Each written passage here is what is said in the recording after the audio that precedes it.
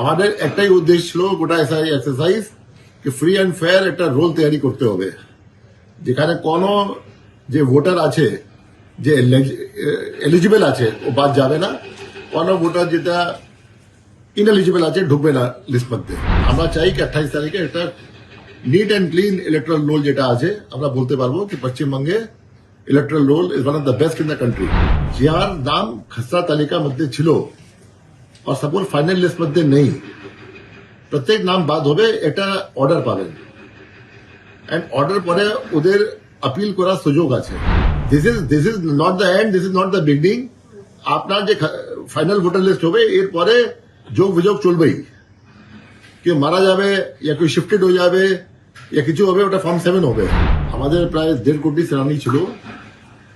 এখন যে এক্সারসাইজ 2 মাস থেকে চলছে, এখানে কি হলো, বাড়িতে গেল বিএলও এনুমেশন ফর্ম ভর্তি হলো, আপনার যেটা আছে এএসডিডি লিস্ট তৈরি হলো, বুথে বুথে আছে 7 কোটি 8 লাখ লোকে খসড়া তালিকা লিস্ট মধ্যে নাম ছিল। তারপরে আনম্যাপড এলডি হিয়ারিং হয়েছে, আজকে হিয়ারিং শেষ হয়েছে। এখন মেন কাজ আছে আমাদের, এত এক্সারসাইজ হলো, লাখ লাখ মানুষ ইনভলভ ছিল, বিএলএ ইনভলভ ছিলেন, পলিটিক্যাল পার্টিজ ইনভলভ ছিল, পাবলিক ইনভলভ ছিল, গভর্নমেন্ট সার্ভেন্ট ইনভলভ ছিল, মাইক্রো অবজারভার এক গাদা কাঠামো আমাদের ইনভলভ ছিল, block office, SDO office, DM office, secretariat থেকে লোক, আমাদের সিও অফিস, ইসিআই। এখন এন্টায়ার জিনিস আছে আমাদের ইয়ারও হাতে। ওদেরকে যে আছে যত অ্যাপ্লিকেশন আছে সব ওদেরকে মাইন্ড অ্যাপ্লাই করিয়ে as per SII guidelines, as per the electoral registration rules, as per the acts, সব এখন ডিসিশন নিতে হবে উইদাউট ফিয়ার অফ ফেভার। আমাদের একটাই উদ্দেশ্য ছিল গোটা এক্সারসাইজ কি ফ্রি অ্যান্ড ফেয়ার একটা রোল তৈরি করতে হবে, যেখানে কোনো যে ভোটার আছে যে এলিজিবল আছে ও বাদ যাবে না, কোনো ভোটার যেটা ইনএলিজিবল আছে ঢুকবে না লিস্ট মধ্যে। তো আমাদের এক্সারসাইজ চললো।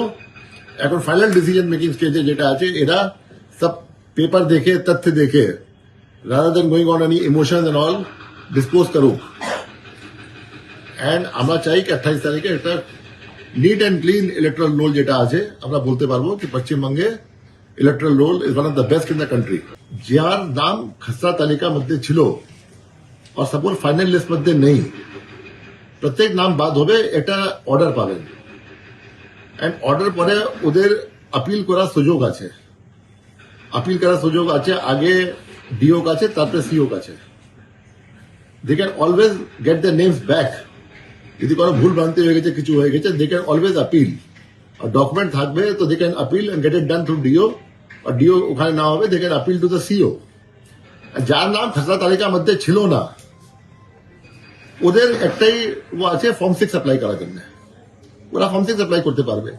এটাই, this is not the end, this is not the end, this is not the beginning.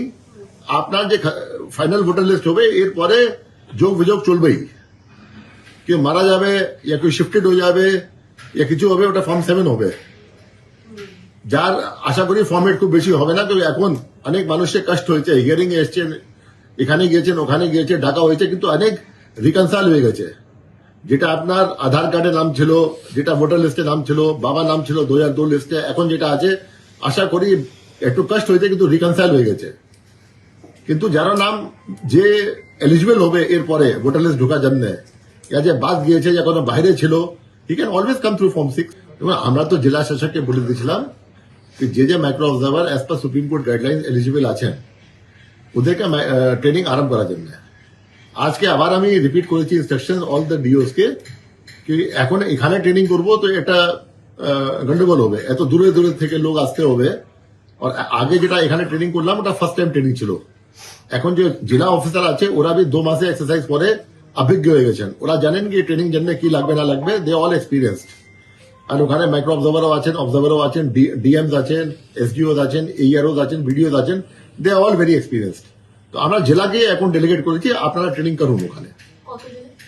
যতজন ওখানে রিপোর্ট করেছেন, যতজন এলিজিবল আছেন, সাপোজ কোন জেলাতে 500 লোক রিপোর্ট করেছেন, ওর মধ্যে 400 এলিজিবল আছেন, তো 400 এলিজিবল আছেন, ওদের ট্রেনিং হবে সবাই। আশা করি 1-2 দিনের মধ্যে ট্রেনিং শেষ হবে, তারপরে এদেরকে আমরা যুক্ত করে দেবো আবার এইআরও সঙ্গে।